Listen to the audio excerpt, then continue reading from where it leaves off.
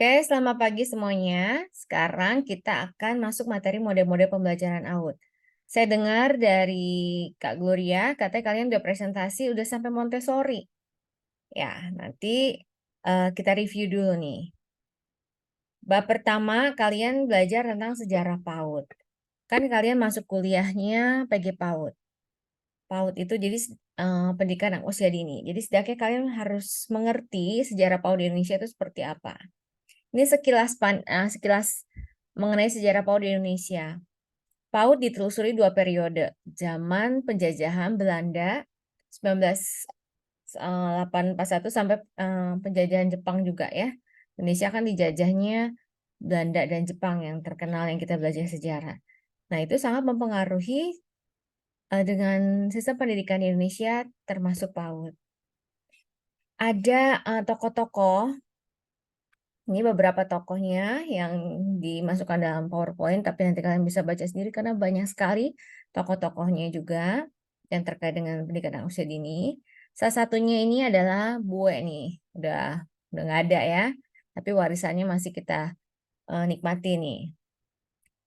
Friedrich Wilhelm August Froebel atau yang biasa dikenal Froebel. Beliau ini tahun 1840 mendirikan kindergarten di kota Blankenburg, Jerman. Ini merupakan pelopor PAUD di dunia. Jadi bapak PAUDnya ini Froebel. Kinder itu anak, bahasa Jerman ya. Kinder anak, garten itu taman. Itu yang kalau di Indonesia TK, taman kanak-kanak. Kalau itu kindergarten di luar negeri ada yang pakai istilah kindergarten juga. Menurutnya, anak usia dini itu diibaratkan tunas, tumbuh-tumbuhan, masih memerlukan pemeliharaan dan perhatian sepenuhnya dari si juru tanam. Kindergarten juga dikenal sebagai Froebel School. Jadi menurut Froebel ini, Bu Froebel, anak usia dini itu kayak dibaratin tunas tumbuh-tumbuhan. Jadi masih perlu pemeliharaan dan perhatian sepenuhnya dari si juru tanam. Juru tanam ini kok dibaratkan anak usia dini itu tumbuh-tumbuhan, berarti juru tanam ini siapa? Oke, boleh ketik di kolom chat kalau nggak ini. Jadi siapa nih juru tanamnya? Ada yang bisa ketik di kolom chat? Silahkan. Atau mau yang open mic juga boleh. Jangan barengan nanti story-nya. Siapa yang tahu siapa ini juru tanamnya? Kalau anak usia dininya diibaratin tumbuh-tumbuhan, terus juru tanamnya ini siapa? Siapa yang mau kasih pendapat? Orang tua. Oke, ada lagi? Selain pendapatnya Tiara Meisi Pratama, ada lagi yang mau berpendapat lain selain orang tua siapa? Juru tanam ini?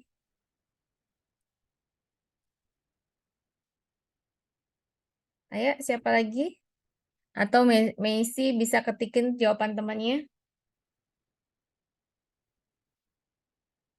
Yang pasti yang berhubungan dengan anak-anak usia dini, siapa lagi selain orang tua?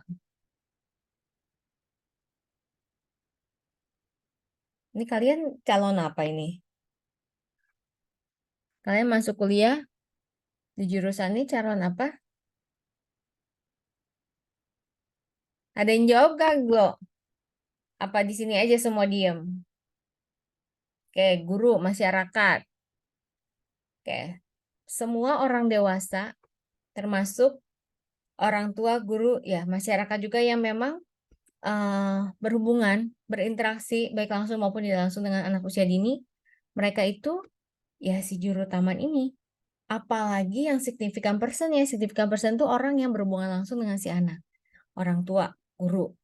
Nah, itu yang masih harus memperhatikan perkembangan dan pertumbuhan anak usia dini. Terus tokoh kedua yang kita bahas, Maria Montessori. Tahun 1970 di pemukiman kumuh San Lorenzo, Itali, dokter ini mendirikan Casa dei Bambini. Ditunjukkan bagi perawatan anak-anak dari keluarga miskin dan kaum buruh. Casa dei Bambini ini artinya rumah perawatan anak atau rumah anak. Nanti kita akan lebih mendalami di partnya Montessori ya. Terus ada Persatuan Wanita Asia 1919 mendirikan Bustanul Atfal yang pertama di Yogyakarta. Kurikulumnya sikap nasional dan nilai-nilai agama. Terus ada Bapak Pendidikan kita nih, yang Merdeka Belajar itu kan terinspirasi dari beliau nih, Ki Hajar Dewantara atau Dewantoro. Tahun 1913-1915 mendirikan Taman Lare atau Taman Anak atau Kindertwin yang akhirnya berkembang menjadi Taman Indria, yang sekarang tuh Taman Kanak-Kanak. Pengertian pendidikan prasekolah. Jadi jangan bingung ya, kadang ada istilah prasekolah, PAUD, kindergarten, TK, terus nursery, mungkin kalau ada bahasa Inggris. Itu semuanya masuk dalam anak usia dini. Tapi misalkan di Amerika dia pakai istilah kindergarten misalnya. Terus ada istilah preschool, ada istilah nursery itu yang masih ada istilah toddler itu semuanya istilah-istilah yang dipakai untuk early childhood atau pendidikan anak usia dini. Batasan yang dipergunakan oleh NAEYC atau the National Association for the Education of Young Children dan para ahli pada umumnya adalah early childhood anak masa awal adalah anak yang sejak lahir sampai dengan usia 8 tahun. Jadi, anak kelas 1, 2, 3 atau yang sampai 8 tahun itu atau istilahnya lower primary, SD awal itu masih masuk anak usia dini. Early childhood setting, tatanan anak masa awal menunjukkan pelayanan untuk anak sejak lahir sampai dengan 8 tahun di suatu pusat penyelenggaraan rumah atau institusi seperti kindergarten, sekolah dasar, dan program rekreasi yang menggunakan sebagian waktu atau penuh waktu. Itu setting ya, early childhood setting atau tatanan anak masa awal. Terus ada early childhood education. Pendidikan awal masa anak terdiri dari pelayanan yang diberikan dalam tatanan awal masa anak. Biasanya oleh para pendidikan usia dini, yang children, digunakan istilah early childhood atau anak masa awal dan early childhood education, pendidikan anak masa awal, dianggap sama atau sinonim. Ini biar nggak bingung istilah-istilahnya. Istilah lain yang sering digunakan untuk diskusi tentang pendidikan anak usia dini adalah nursery school atau preschool, prasekolah. Nursery school ada program untuk pendidikan usia 2, 3, dan 4 tahun. Apabila suatu sekolah akan menyelenggarakan sekolah untuk anak yang berusia 4-5 tahun, nama programnya itu kindergarten. Istilah pre-kindergarten digunakan untuk mereka yang masuk kindergarten. Kembali lagi tergantung negaranya dan tergantung sekolah memakai istilah apa. Dalam Undang-Undang RI Nomor 2 Tahun 89 tentang Sistem Pendidikan Nasional, Pasal 12 Ayat 2, menyebutkan selain jenjang pendidikan sebagaimana dimaksud pada pasal 1, pada ayat 1, dapat diselenggarakan pendidikan prasekolah adalah pendidikan yang diselenggarakan untuk mengembangkan pribadi, pengetahuan, dan keterampilan yang melandasi pendidikan dasar, serta mengembangkan diri secara utuh sesuai dengan asas pendidikan sedini mungkin dan seumur hidup. Jadi, ini semua pendidikan diatur dalam Undang-Undang Sistem Pendidikan Nasional. Selanjutnya, dalam Keputusan Menteri Pendidikan Indonesia dan Kebudayaan Republik Indonesia, ada yang nomor 0486/92 bab 1 pasal 2. Pendidikan taman kanak-kanak merupakan wadah untuk membantu pertumbuhan dan perkembangan jasmani dan rohani anak didik sesuai dengan sifat-sifat alami anak. Tindak lanjut dalam bab 2 pasal 4 menjelaskan bahwa anak didik di TK adalah usia 4-6 tahun. Gitu. Nah, menurut NAEYC, istilah preschool adalah anak usia toddler. Kalau menurutnya NAEYC, preschool katanya sama sama toddler, 1-3 tahun. Dan usia masuk kelas 1 biasanya antara usia 3-5 tahun. Ini balik lagi istilah-istilah tiap negara ini beda-beda ya.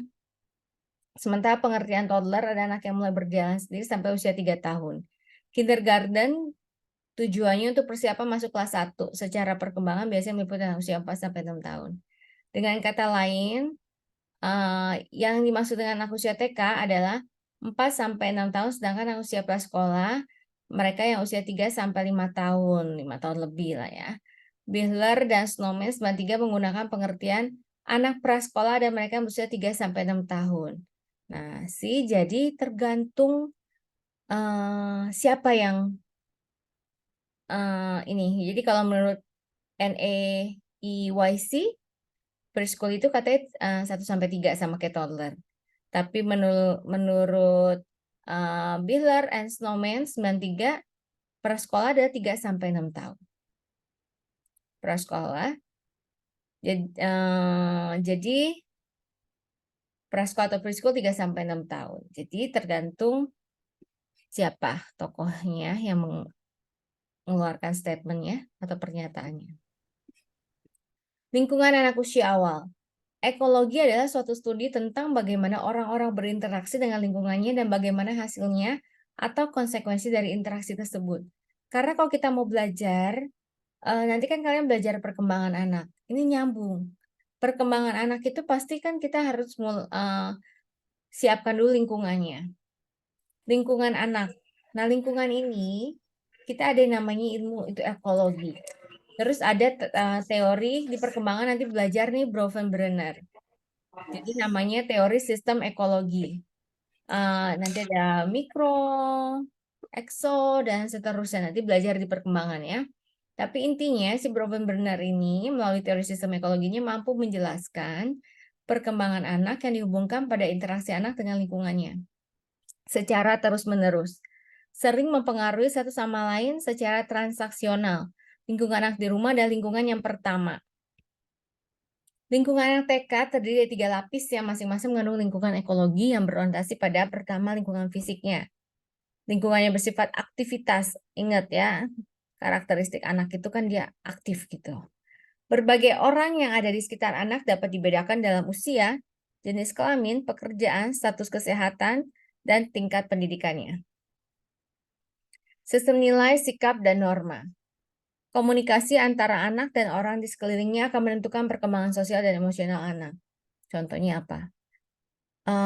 Sekarang kalau ditanya, apa sih masalah yang paling banyak ditemukan di lapangan gitu atau di anak-anak ini? Speech delay. Tahu speech delay itu apa? Speech delay. Ini di saya, Sita. Kamu lagi ngapain, Sita? Apa? Selfie kah? Ini tadi nge-freeze lagi kayak lagi selfie Sita Marsita sama teman di sebelahnya. Ayo, fokus. Konsentrasi. Jadi anak-anak itu lingkungannya sangat mempengaruhi perkembangan si anak itu sendiri. Dari lingkungan, anak belajar tentang sistem, sikap, dan norma. Komunikasi antara anak dan orang di sekelilingnya akan menentukan perkembangan sosial emosional anak. Anak yang speech delay tadi yang saya kasih contoh, kebanyakan mereka di rumahnya mungkin nggak distimulasi. Papa mamahnya mungkin sibuk, di rumahnya mungkin sama bue atau tambinya, atau kakek neneknya, atau pengasuhnya yang nggak mau ribet, pengasuhnya misalkan dikasih gadget.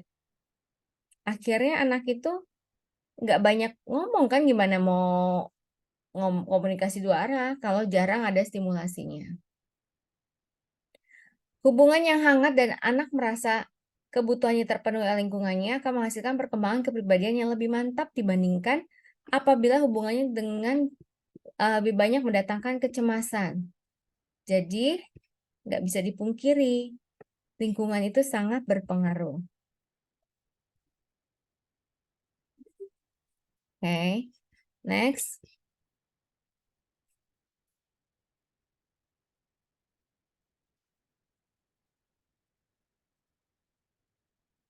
Dan masih kelihatan nggak di kalian? Oke. Anak yang kompeten. Ada beberapa sarana cara mengembangkan kompetensi pada anak. Misalnya nih, waktu yang paling baik untuk mengembangkan kompetensi adalah sejak anak berusia sekitar 6-8 bulan sampai 2 tahun. Kenapa? Karena ada teori yang mengatakan perkembangan otak anak itu 50%-nya itu ya ketika 2 tahun awal.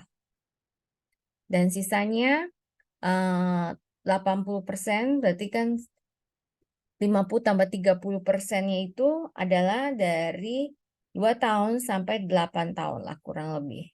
Anak usia dini ini 0 sampai 8 tahun itu 80%.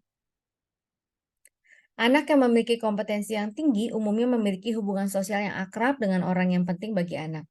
Misalkan orang tua, khususnya dalam masa bulan pertama sejak sampai sebelum ulang tahunnya yang pertama. Kualitas hubungan anak dengan orang tua lebih menentukan daripada lamanya mereka bersama anak. Maksudnya apa?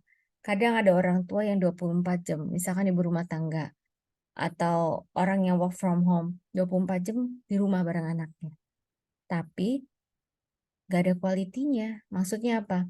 Di rumah tapi mamanya sibuk sinetron. Anaknya sibuk gadget atau nonton.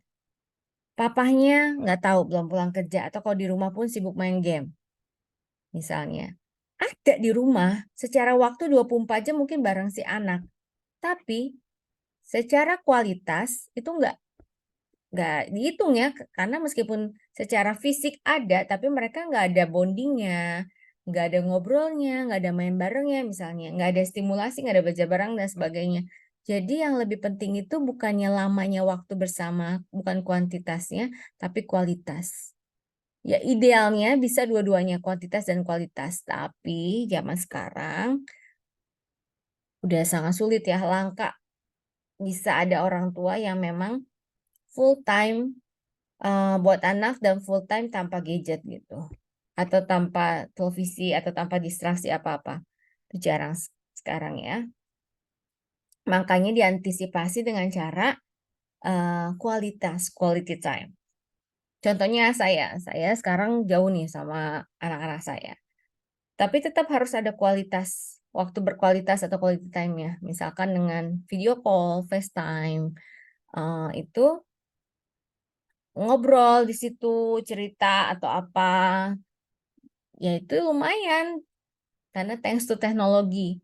Tapi kalau zaman dulu susah sekali. Kalau orang tuanya bekerja dulu ya, eh, ayah saya pelaut, jadi jarang ketemu gitu.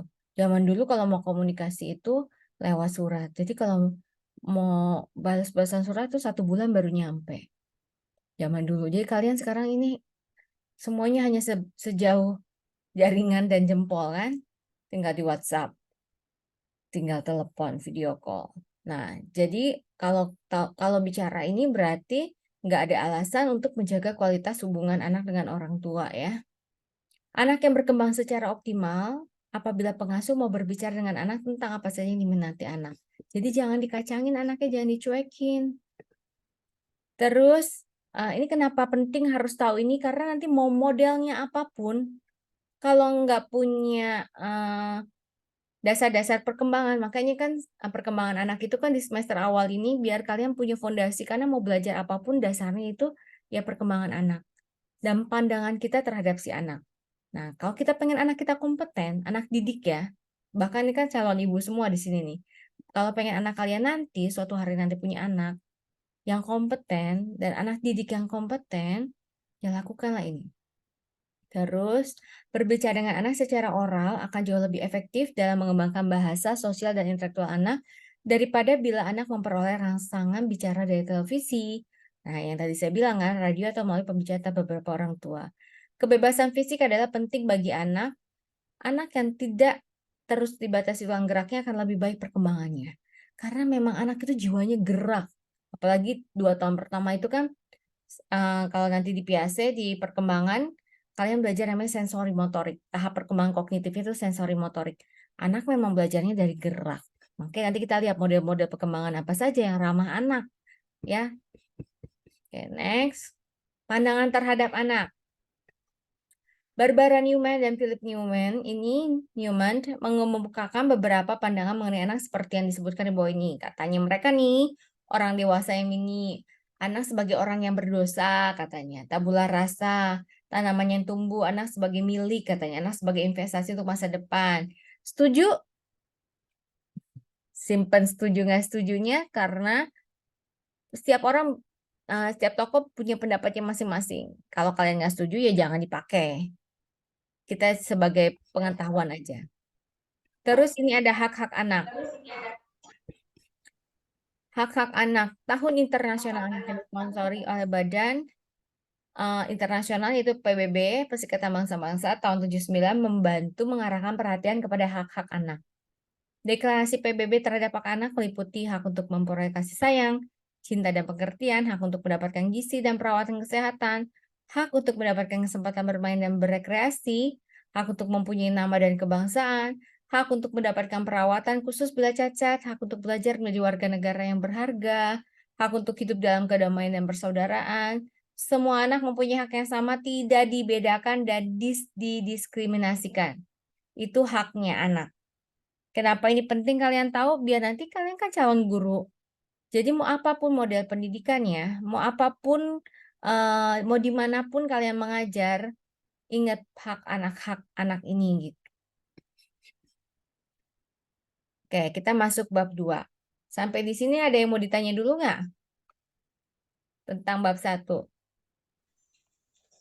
Izin bertanya, Ibu. Nah, silakan Mia. Saya mau tanya, Bu. Mm-mm. Contoh dari lingkungan fisik itu seperti apa? Oke, langsung dimatiin aja story. Oke, contoh lingkungan fisik. Lingkungan fisik itu lingkungan yang ada di sekitar anak, yang nyata, yang kelihatan fisik. Misalnya, anak itu di rumah. Misalkan saya tinggal rumah, berarti lingkungan fisik anak tuh apa? Yang ada di sekitar anak tuh apa?